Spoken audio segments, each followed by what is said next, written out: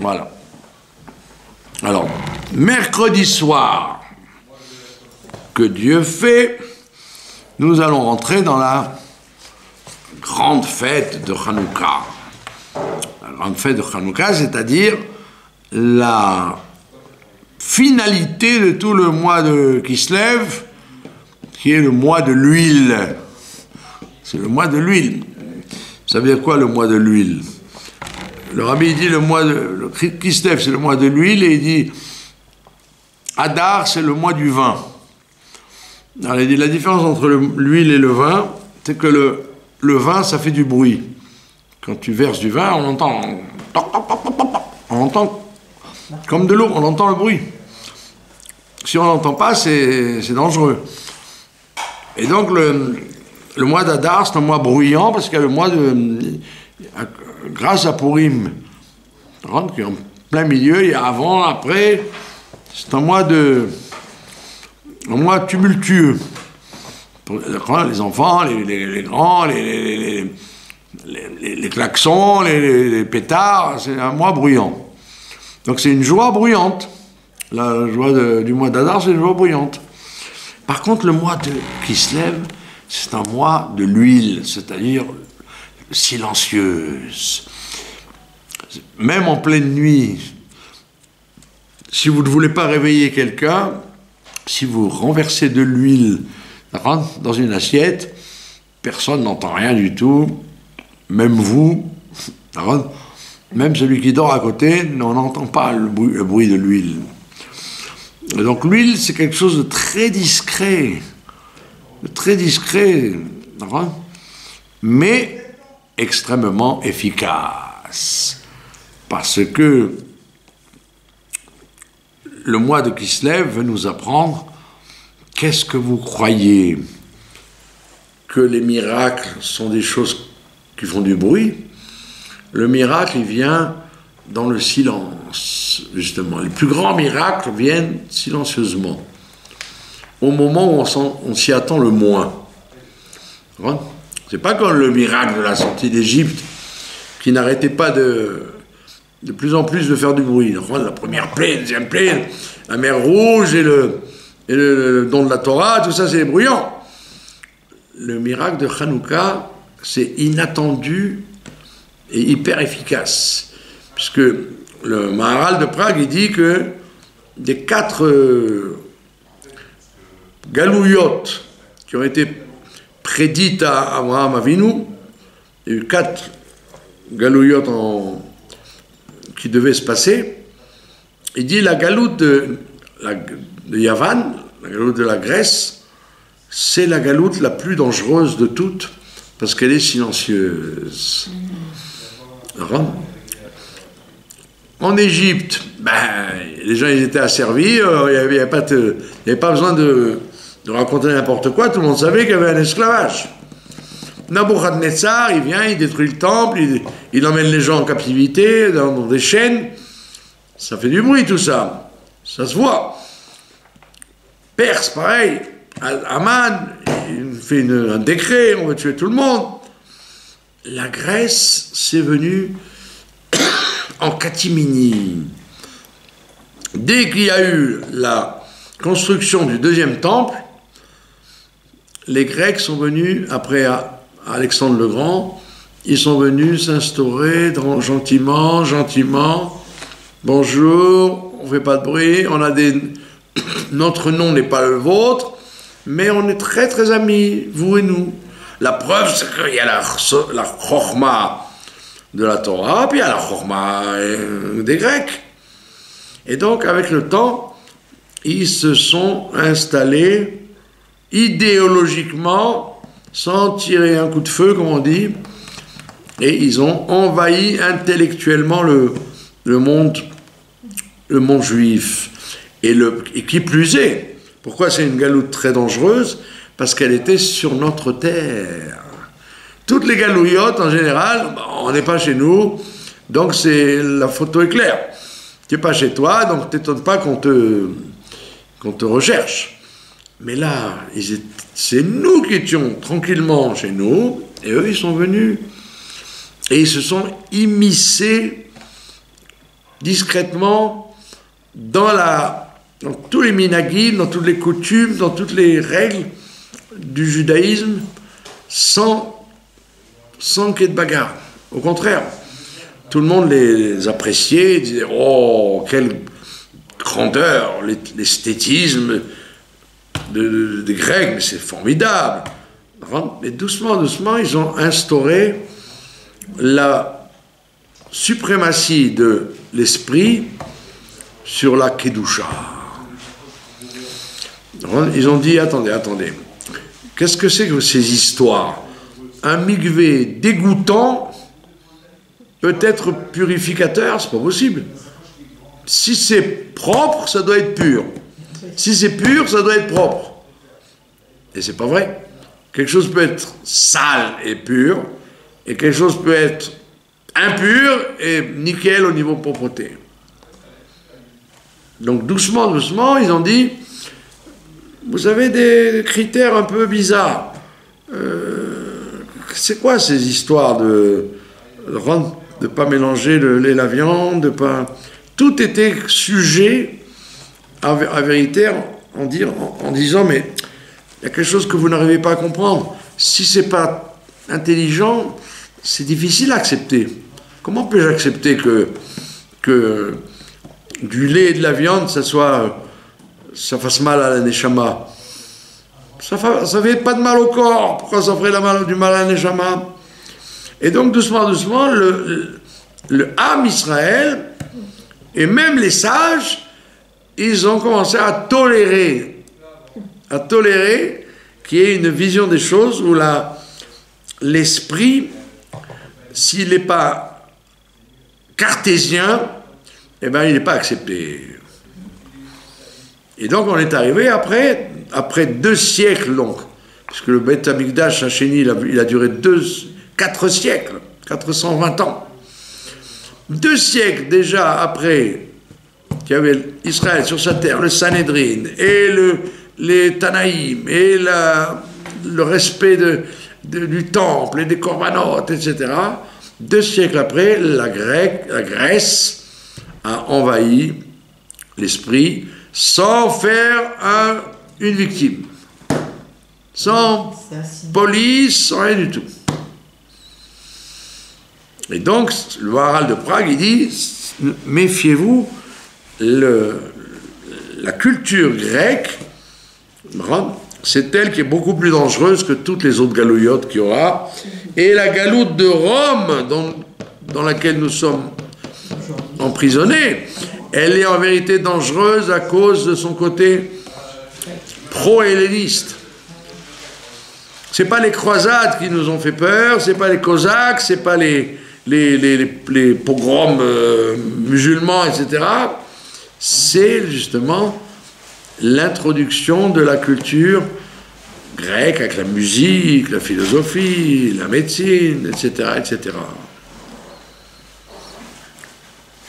Les gens du siècle d'avant, ils disaient, mais qu'est-ce que vous comparez les savants de la Sorbonne ou de l'université de Berlin avec les rabbins crasseux de Varsovie et de Casablanca? C'est sale et pas lumineux. Et malheureusement, le Icar, c'était toujours de dire, pose pas de questions, fais. Aux hommes et aux femmes. Tu n'as pas à savoir, fais et tais-toi. Alors, dans une civilisation où il y a la philosophie, la musique, etc., l'histoire, ça tient pas la route, du tout. Donc cette tradition grecque, elle était beaucoup plus dangereuse, et c'est pour ça que le Maharal de Prague, d'ailleurs, au XVIe siècle, il dit attention, on va rentrer dans une période où l'appel au siècle des Lumières et un autre monde qui s'ouvre, c'est très dangereux pour nous. C'est très dangereux pour nous. Surtout dans les endroits où on disait aux Juifs, vous savez quoi? Quittez le ghetto Pourquoi vous restez dans le ghetto? Rentrez dans la société. Vous avez remarqué une chose, les gens ne le remarquent pas. En Pologne, depuis le XIVe siècle, les Juifs tenaient le haut du pavé. C'est eux qui faisaient les monnaies. C'est eux qui traitaient les lois. Les rois de Pologne leur donnaient carte blanche. On ne jurait pas, on ne faisait rien en Pologne sans passer par les Juifs. À tel point que vous regardez les pièces de monnaie, c'est en hébreu. C'est des lettres hébraïques. Pitom, 18e siècle, et à tel point qu'il disait Pauline, là on va dormir, là on peut s'installer tranquille. On est très très bien ici. Pitom, 18e siècle, ça commence à se renverser complètement. La haine des Polonais se réveille contre les Juifs jusqu'à arriver à la Shoah. Comment c'est venu cette chose-là? Comment ça s'est renversé de 180 degrés? C'est parce que les Juifs, au début, ils étaient Juifs et ils dirigeaient la Pologne, mais après, quand le siècle des Lumières est arrivé, ils ont dit, oh là, mais c'est joli, Chopin, les valses, le monde, c'est beaucoup plus agréable que nos ghettos pourris et donc, hop, ils ont renversé la tendance, ils ont commencé à avoir un respect, un amour pour le monde goy, et donc, automatiquement, les goyim leur ont dit, bah, vous allez déguster, les enfants. Et ça a terminé avec la Shoah. Nous, on comprend comme ça, on dit comme ça. Les autres vont dire, non, c'était conjoncturel, pas d'armée, pas de pays. C'est quand même curieux que le renversement de situation était parallèle au renversement d'attirance que les Juifs avaient pour le monde moderne, quoi, le monde d'émancipation. Et chez les séfarades, c'était pareil. Tant qu'il n'y avait pas d'influence anglo-francophone, les Juifs étaient à 100 000 kilomètres de s'attacher aux Arabes. Mais quand l'Occident est venu avec l'Alliance française et la vision britannique bien élevée, etc., les gens ils ont dit « Ouh, c'est pas mal. C'est pas mal, c'est beaucoup plus agréable que nos endroits crasseux. » Donc on voit que la culture grecque, c'est pas une vieille histoire du deuxième temple et ça s'arrête là. Non, c'est revenu ici maintenant, dans les derniers siècles jusqu'à aujourd'hui, jusqu'à ce soir, avec l'influence de la Cour suprême, etc. dans le monde, et de la gauche. C'est qui la gauche? C'est les Juifs. Les Juifs démocrates. D'accord? Donc, dans cette atmosphère, tu te dis, il n'y a aucune chance de gagner, puisqu'ils ont pénétré comme l'eau pénètre là où il y a de la place. Tous les plombiers vous diront ça, quand il y a une fuite quelque part, ils vont dire il faut trouver comment l'eau a pu pénétrer, à droite, à gauche, par le toit, par mystère. L'eau s'infiltre partout. Il n'y a pas d'option. Et donc, quelle est la seule réaction contre l'eau? C'est l'huile. L'huile, comme on dit dans la Chassidoute, l'huile surnage l'eau.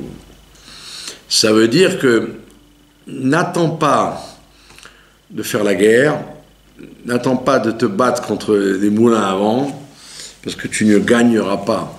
L'eau s'infiltre dans le silence. C'est pas dans le bruit que tu vas, c'est pas en cassant la muraille que tu vas arrêter l'eau. Pour que tu vérifies d'où ça vient.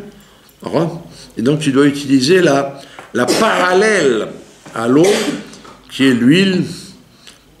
Et quelle huile? L'huile de la émouna, de la foi qui dit que la Torah est plus haute que tout intellect et règle tout intellect. Il y avait un Rosh Yeshiva lituanien qui me disait, quand il y a eu le communisme dans les yeshivot, chez nous, tout le monde partait.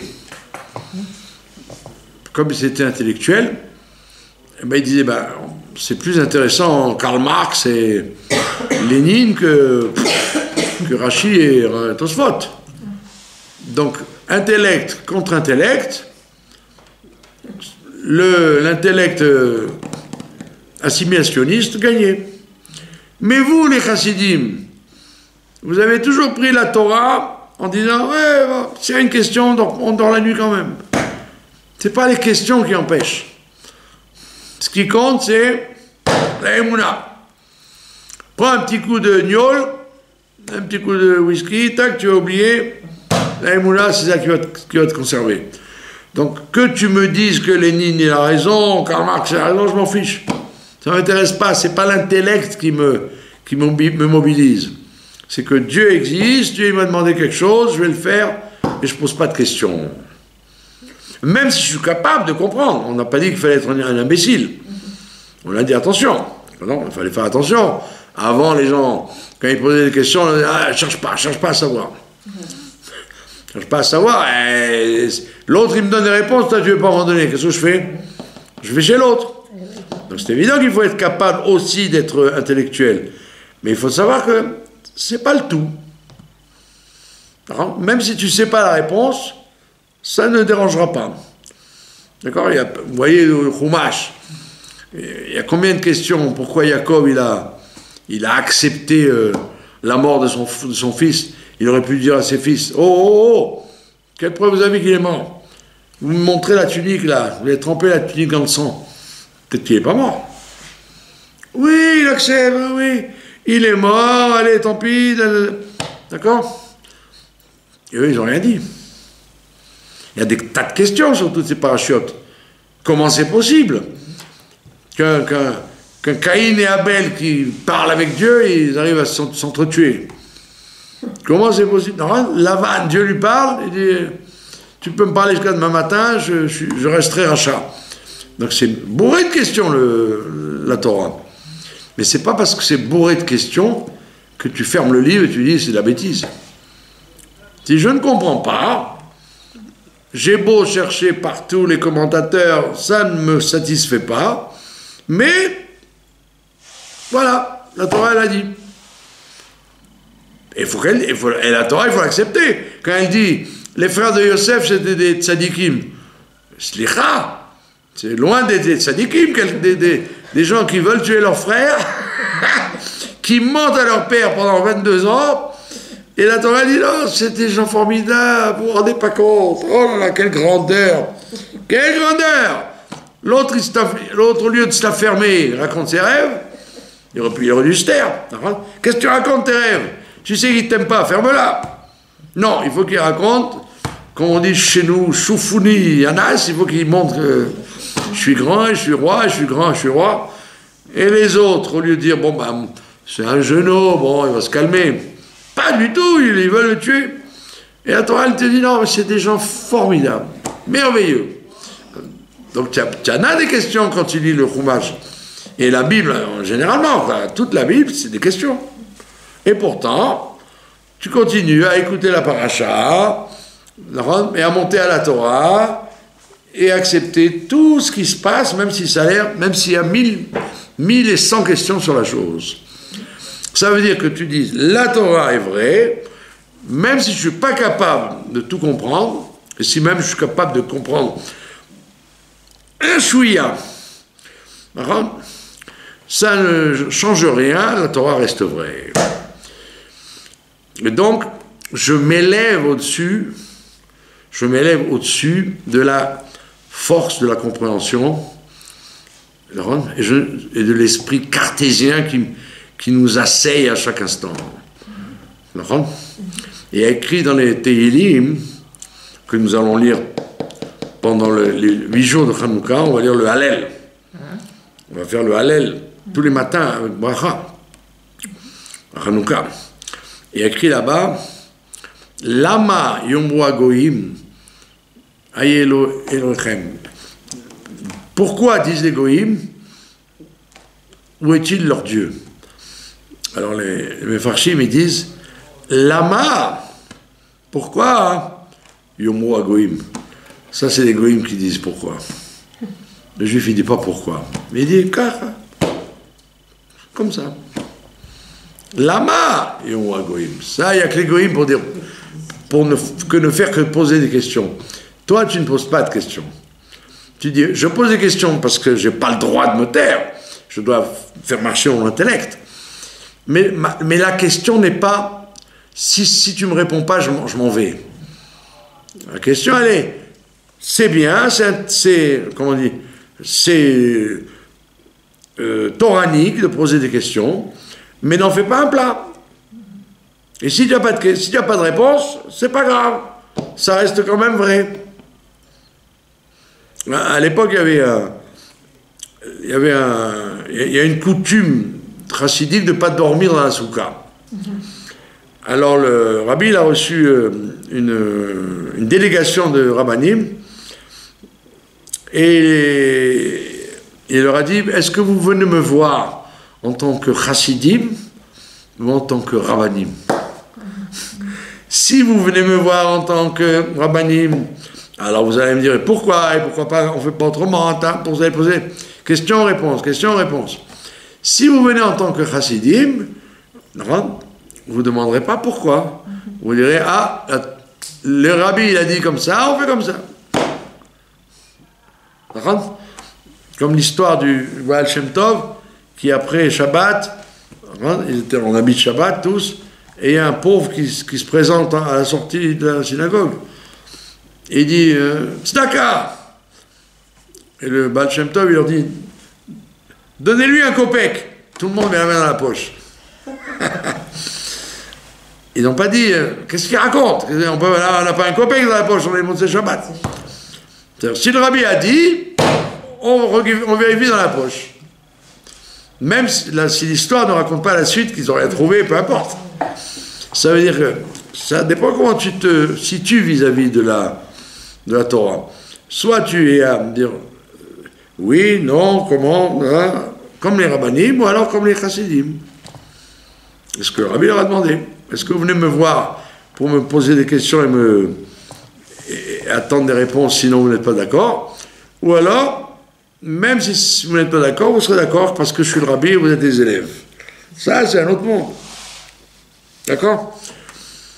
Et c'est pour ça, donc, mon Rosh Yeshiva en question, il m'a dit, vous les chassidim, quand le communisme est arrivé, ils n'ont presque pas lâché les yeshivot, parce qu'ils ont dit, bon, on peut dire comme ça, on peut dire comme ça, pour nous, ça ne change rien.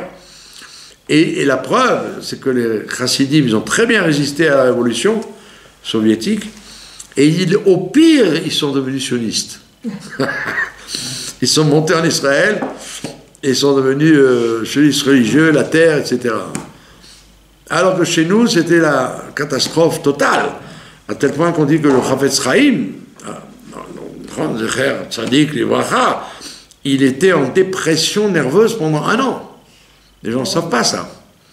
Il était en dépression nerveuse pendant 1 an de voir toutes les chivotes se vider. D'accord? Ça veut dire qu'il y a un aspect spécifique dans la émouna qu'amène en l'occurrence la chassidoute, que même si tu ne comprends pas, même si c'est plus fort que toi, ça ne dérange pas, tu endormiras la nuit, et même s'il n'y a pas de réponse, c'est pas grave. D'accord? C'est pourquoi, et on revient dans la Torah du Remez, la Torah allusionnée. Quand on vérifie bien la croyance que la Torah elle te dit d'avoir dans le tzaddik, donc ce qu'ils auraient dû faire les frères, de dire notre frère on l'aime pas mais il aura raison quand même, il va gagner. Et Yosef le frère, c'est la même gematria que Tzion. Tzion. Ça veut dire, Tzion, c'est le Tzioun. C'est le point d'identité juive qui ne meurt jamais. Peu importe les circonstances dans lesquelles il se trouve. C'est le Tzioun qui reste tout le temps. Or, si tu enlèves dans le Tzioun, tu enlèves la foi dans le tzaddik, tu enlèves le tzaddik, qu'est-ce qui reste? Tu enlèves à Tzion, tzaddik, il reste Yavan, la Grèce. Ça veut dire que la culture grecque n'est pas pourrie, elle est très indispensable, mais au moins mets devant la foi dans le tzaddik. Si tu crois dans le tzaddik,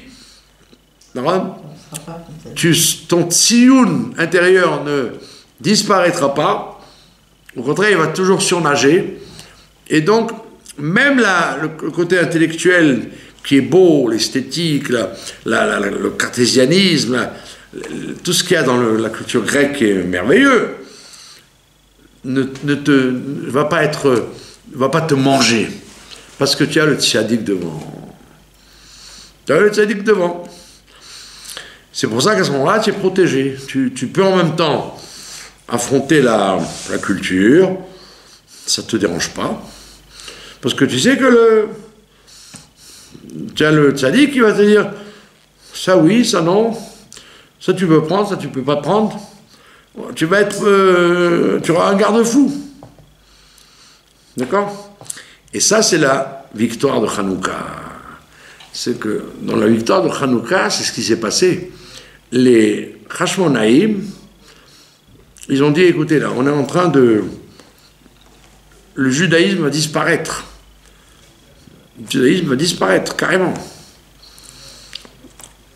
Il faut absolument reprendre du poil de la bête.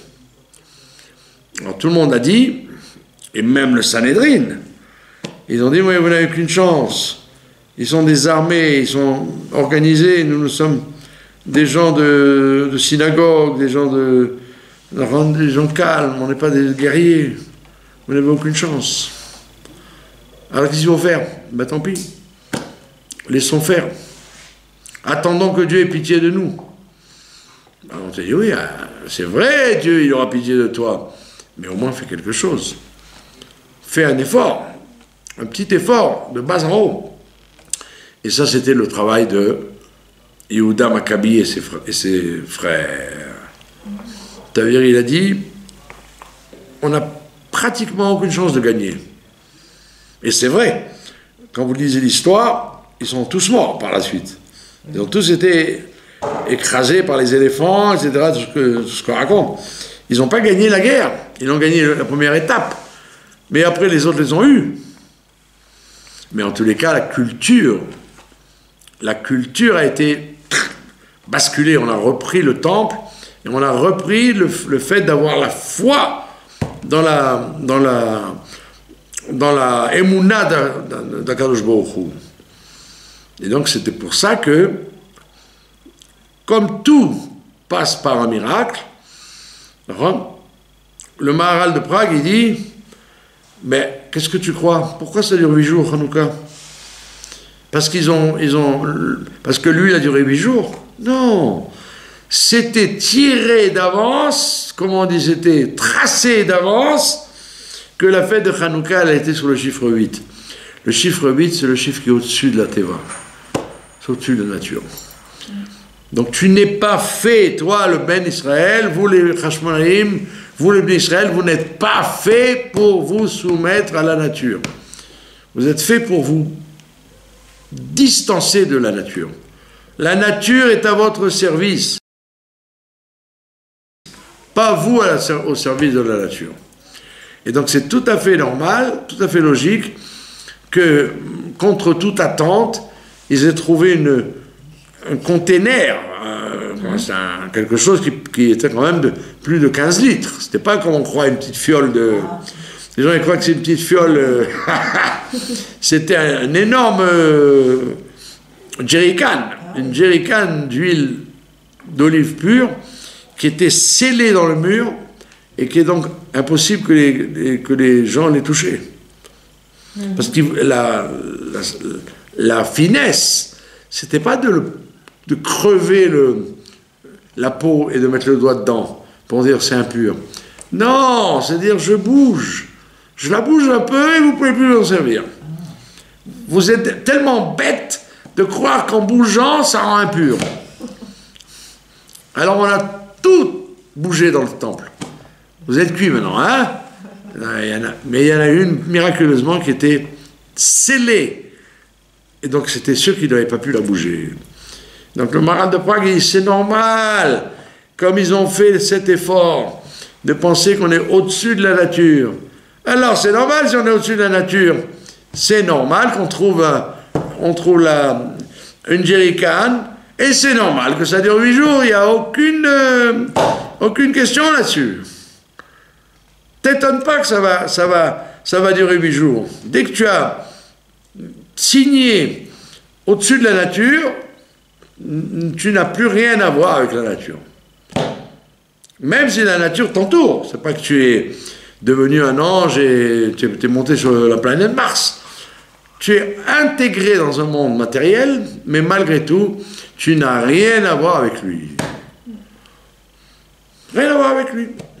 Et c'est pour ça que, de fil en aiguille, ils ont réussi à 12 personnes à gagner contre des milliers et des milliers de soldats, parce que c'est fait boule de neige. Malheureusement, quand vous observez un public, vous avez des gens actifs, négatifs ou positifs. Mais ils sont toujours minoritaires. C'est toujours la minorité qui fait l'histoire. Donc, tant que les Grecs avaient la main forte, donc les gens, ils disaient, bon, on est avec vous. On va pas faire la révolution, on va rien faire. On va se laisser bouffer jusqu'à extermination. Et donc les Grecs, ils étaient forts. Pitom vient les 12 frères, les ont dit, voilà, mais ça marche. Donc ils ont commencé la majorité silencieuse a commencé à rejoindre les 12, et c'est pour ça qu'ils sont devenus ils ont fait boule de neige. Et ils ont gagné donc doucement, doucement, alors qu'au départ, il n'était que 12, comme on dit dans le texte de Al-Anissim, hein, qu'un petit nombre a gagné un grand nombre, ça veut dire que c'était la boule de neige qui a fait que les gens ont dit « Allez, c'est bon !» C'est ce qui se passe aujourd'hui, d'ailleurs. Malheureusement, avec le 7 octobre, là, alors le fameux Simchat Torah, etc., il s'est passé un phénomène que Dieu a secoué le cocotier, et donc vous avez une boule de neige qui a de plus en plus de gens qui disent on s'est trompé, qui disent Dieu est Hachem Echad, etc., etc. Il y a un phénomène inéluctable. C'est pour ça que les méchants se révoltent, se réveillent, parce que au départ de l'État d'Israël, si vous avez connu ça, au musée d'Israël, Ben Gurion avait demandé à ce qu'on mette une paire de tefilines en disant, regardez ce que vos ancêtres mettaient avant. C'est le dernier échantillon d'un monde disparu. Il a demandé à ce qu'on mette une paire de tefilines à la fin du parcours du musée d'Israël. Ça voulait dire qu'à l'époque, les laïcs étaient persuadés que, bon, en quelque temps, ça y est, quoi, tout va disparaître. On va fabriquer une nouvelle race de nouveaux juifs qui n'ont rien à voir avec le juif de la galoute, avec le fusil, etc., qui mange du lapin et qui mange et qui fait du feu Shabbat, etc., avec des saucisses. Et puis Pitom, maintenant, là, pourquoi ils se déchaînent? Parce qu'ils voient qu'ils sont en train de perdre. Quand vous voyez quelqu'un se déchaîner, c'est qu'il est en train de perdre. C'est pas qu'il est en train de gagner. Parce que quand on gagne, on est serein. Exactement. On est serein. Il y a des matchs de football, par exemple, où ils gagnent à 5-0. Mais c'est ennuyeux, parce que les supporters, ils n'ont même pas à supporter, puisqu'ils savent que, ouf, les doigts dans le nez, ils vont gagner. Quand est-ce que c'est intéressant? C'est quand il va y avoir un match. Mais s'il n'y a aucune compétition, c'est pas rigolo. Donc il y a des gens qui partent avant. Alors aujourd'hui, les gens s'inquiètent, ils disent, mais tu te rends compte, les forces de la gauche et les démocrates dans le monde, ils se réveillent. Ça veut dire qu'ils gagnent. Au contraire, ils perdent. Ils perdent. Ils ont perdu le miracle de Trump. C'est un miracle extraordinaire, les gens ne se rendent pas compte. Que le pays le plus important du monde, il a dit non aux folies qu'un homme c'est une femme c'est un homme, je me marie avec ma chaise. Ah ouais, ils se marient avec leur chaise, les gens. Entre midi et 4 heures, ils sont mariés avec leur chaise. Et oh, il va voir que tu oses dire que vous êtes starbé de la tête. Donc, ils ont dit, ça suffit. Die. On est compte là qu'ils ont fait passer une loi comme quoi un enfant, sans demander l'autorisation de ses parents, pouvait changer de sexe à l'âge de 10 ans, 12 ans. Et alors, qu'est-ce qu'on a dans la tête à 10 ans, 12 ans? J'en ai marre d'être un homme ou j'en ai marre d'être une fille, allez, je veux changer. Mais tu ne te rends pas compte des conséquences que ça va avoir toute ta vie. Non, mais déjà d'avoir cette idée. Pardon? Déjà d'avoir cette idée. Eh bien, quand tu n'as rien, quand tu es élevé dans une maison... À part les conséquences, mais déjà d'avoir rien que l'idée... Quand on t'élève, au lieu de dire que ton ancêtre c'était Adam Arishon et Abraham Avinu, on te dit ton ancêtre c'était un singe. Ben oui. et avec le temps, il y a eu un Big Bang et tu es devenu une cellule, après tu es devenu du feu. Ben, le gars il dit mais j'ai pas de racines quoi, je suis n'importe quoi. Je suis un descendant de dinosaures. Donc c'est normal, le gars, les enfants qui vivent dans cette atmosphère familiale, eh ben ils sont déboussolés complètement. Ils n'ont plus de père et de mère. Hein? Il n'y a pas besoin d'aller jusque-là, moi je fais partie de cette éducation. Hein. Et vous en êtes sortis. Ah ouais. Bon combat. Ah ouais, vous en êtes sortis, bravo. Ouais. Moi j'ai un monsieur ici qui a divorcé, et malheureusement... le Bet Mishpat a donné raison à sa femme complètement, comme quoi un homme ne peut pas élever un enfant, il faut que ce soit la femme qui le fasse, bon, toujours les mêmes chansons. Et donc sa femme étant très libre, elle a mis sa fille dans une école, et dans l'école, le vendredi, ils font kidouche, avec les chalotes et tout, les bougies, pour apprendre comment on fait kidouche le matin. Et alors elle a dit à son père, papa, dans l'école, alors il y a papa et papa. Et la semaine d'après, c'est maman et maman. Ah d'accord.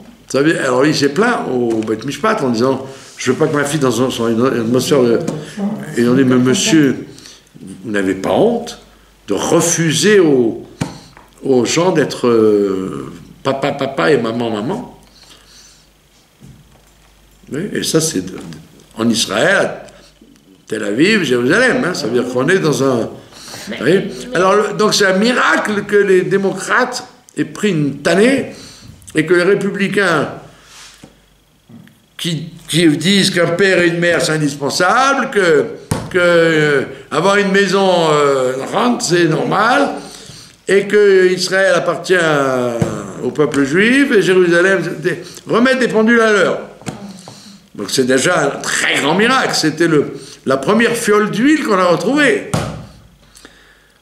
Et maintenant, donc, comme on va rentrer mercredi soir, on va rentrer dans une nouvelle période encore, où il va y avoir, fil en aiguille, des miracles dans le silence. Pas besoin de faire du bruit. Vous avez vu ce qui s'est passé avec les Syriens, il n'y a plus de Syrie sans qu'on ait tiré un coup de feu.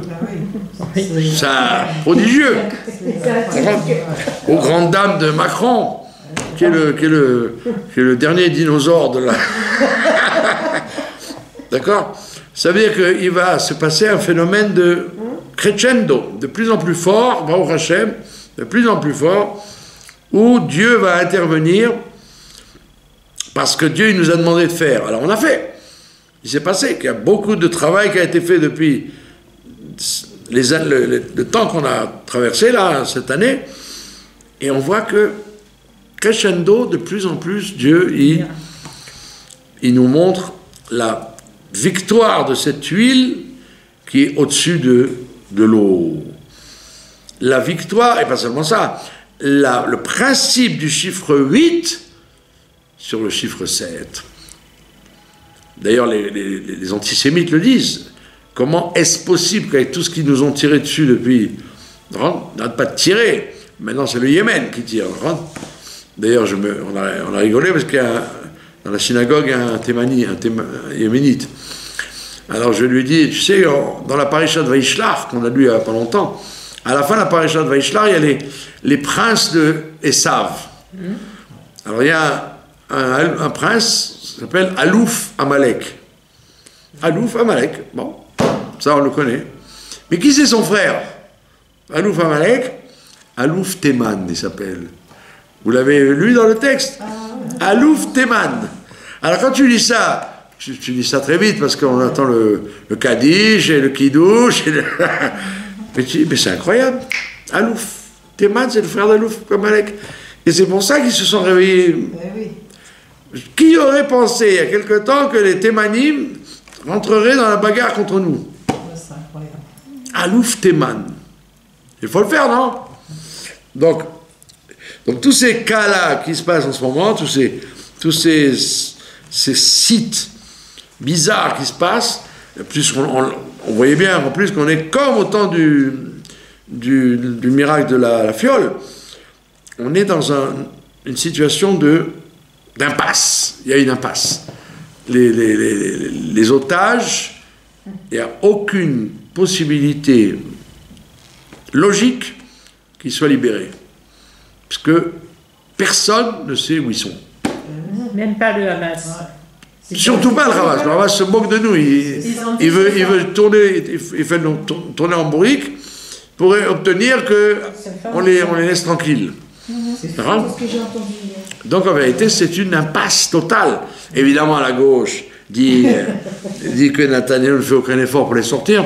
Mais en vérité, s'ils étaient un peu honnêtes, dis-moi, un responsable de ces ordures-là du Hamas qui est capable de te dire où ils sont. Personne ne sait où ils sont. Ils sont éparpillés n'importe où, on ne sait même pas. Il n'y a qu'un miracle qui peut les faire sortir de leur gîte. Impossible. Pardon? Hanouka, exactement. Et donc, la fête de Hanouka, c'est pas une fête symbolique. À travers les siècles, elle a été respectée, appréciée. La preuve, c'est que la Hanoukia, le musée des Hanoukiot dans le monde, c'est le plus important qui soit. Ça veut dire à travers plus de 2000 ans, les Juifs ont respecté, ont cru dans Hanouka. Alors des fois, ça ne servait à rien, ça n'a pas donné de suite. La preuve, c'est qu'en Espagne, à l'Inquisition, comment on dit ça, les Juifs assimilés qui étaient avec Ferdinand et Isabelle, pour repérer les Juifs, le meilleur moment pour les repérer, c'était de les surprendre à Hanouka. Ils rentraient dans les maisons à l'improviste, ils voyaient les Hanoukias allumés, ils disaient « Ah, vous êtes soi-disant Maran, mais en vérité, vous êtes restés encore. » Donc, que Dieu repose leur âme. Beaucoup de gens sont morts par le Kiddush Hashem parce qu'ils faisaient Hanouka. Mais là, on est à l'envers. Maintenant, c'est Hanouka comme à Hanouka. C'est-à-dire que si tu crois pour de bon, de toutes tes forces, et quand tu vas allumer, comme chacun allume, il n'y a pas de... C'est pas comme une chose qui est réservée aux hommes, aux femmes, aux Chutz-La'aretz. Tout le monde, tout Am Israël, et même les goïms, ils applaudissent après ça. Si tu es conscient de la force que Hanouka, c'est la victoire silencieuse, sans tirer une balle du bien sur le mal, eh ben tu vas regarder ça à tes yeux. C'est pour ça que je vous prédis, pas sans être un prophète, je vous prédis que nous vivons une période où la théorie et la pratique vont se fusionner de façon égale, exacte. Pas, peut-être qu'un jour on va voir les résultats de Hanouka. Non, pendant Hanouka, on va voir du Hanoukaïsme aigu. Amen, amen. C'est pas de la science-fiction. Et d'ailleurs, tout le monde en parle, parce que tout le monde dit, dans la situation dans laquelle on est dans une situation de beaucoup d'impasse dans le monde. D'impasse. C'est pas qu'il y a plein de choses qui sont en impasse. Des gens qui n'arrivent pas à se marier, des gens qui n'arrivent pas à avoir d'enfants, des gens qui n'arrivent pas à boucler la boucle, les forces du mal qui n'ont plus honte de rien. Donc Dieu il t'a dit, allez, commence, fais comme les Khashognaïm, cherche la fiole, cherche la jerrycan. Tu as trouvé la jerrycan, ça y est, tu es garanti que tu passes au stade au-dessus de la nature et tu vas gagner. Et c'est crescendo. C'est pas 8, 7, 6. C'est 1, 2, 3, ça va ne faire que s'amplifier. Donc voilà, donc Ratson, Bezrat Hashem, que nous passions une fête de Hanouka lumineuse, pardon? Et silencieuse. J'entends pas. Et silencieuse. Silencieuse, oui. Silencieuse dans le sens du plus ta'anoug. Voilà. On va se délecter des miracles que l'on va voir sans faire de bruit. Et les forces du mal vont déguster. Et d'ailleurs, les gens qui sont dans les forces du mal, ils savent très très bien qu'ils n'ont pas le choix. Ils sont obligés de faire du mal parce que c'est leur vocation. Mais ils savent très bien qu'ils vont disparaître. Et il n'y a que les forces du bien neutre qui vont basculer en disant « Oh là là, nous savons où est le bien, il vaut mieux être avec cela qu'avec cela. » Et donc, Bezrat Hashem, nous allons assister à des prodiges. Bezrat Hashem. Voilà. Hanouka Saméa pour tout le monde.